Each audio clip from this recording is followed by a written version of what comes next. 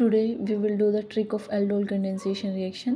इस तरीके से इस ट्रिक से आप जो भी रिएक्शंस करेंगे एल्डोल से रिलेटेड वो आपकी बहुत इजीली हो जाएंगी, बट आपको थोड़ा सा ध्यान रखना है। एल्डोल कंडेंसेशन में हम दो टाइप की रिएक्शंस पढ़ते हैं, self aldol and cross aldol. Self aldol में क्या होगा, हमारे पास दो सेम ग्रुप होंगे, एल्डिहाइड के या फिर कीटोन के। यहाँ भी हमारे पास क्रॉस में क्या होगा कि एक एल्डिहाइड ग्रुप होगा, दूसरा कीटोन होगा, या डिफरेंट ग्रुप ऑफ एल्डिहाइड होंगे।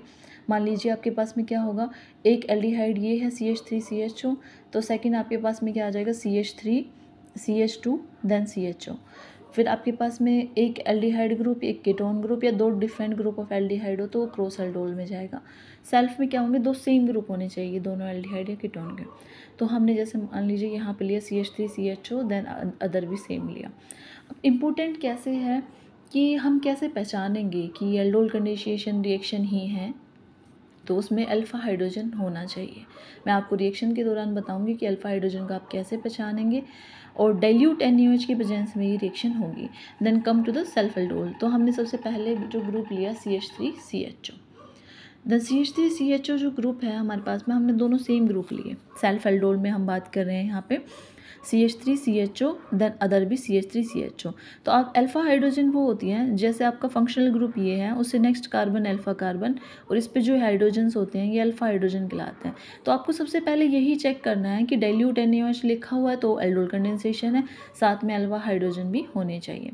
यहाँ पे भी अल्फ़ा हाइड्रोजन है, यहाँ पे भी। तो ट्रिक क्या है, आप डायरेक्ट यहाँ से प्रोडक्ट बनाएंगे, बट मैं आपको बताती हूँ कि कैसे करना है। सबसे पहले आपको देखना है अल्फ़ा हाइड्रोजन है तो आपको एक ग्रुप ले लेना है, कोई भी एक ग्रुप दोनों में से, और उनमें से एक ग्रुप में क्या करना है, आपको वहाँ पे ब्रेक कर लेना है। आपको यहाँ पे ब्रेक कैसे करेंगे, आपको क्या करना है, इसका रिडक्शन करना है।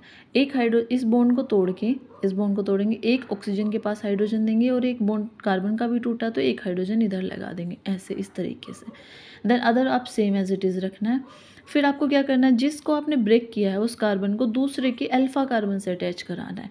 तो आपके पास में आप अल्फ़ा कार्बन से जब इसको अटैच कराएंगे तो देन CH3 है तो यहाँ पे CH3 हो जाएगा। ये कार्बन के ऊपर OH लिखा हुआ सेम एज इट इज़, इस कार्बन के नीचे क्या है, हाइड्रोजन एज इट इज़। अब इसने क्या किया, इसके साथ एक बॉन्ड बनाया, तो यहाँ पे एक हाइड्रोजन इसका और इसका क्या होगा, ये बॉन्ड ब्रेक हो जाएगा, नया बॉन्ड फॉर्म हो जाएगा। देन ये CH2 इस कार्बन से अटैच हो जाएगा, then as it is C=OH, ये आपका बन जाएगा।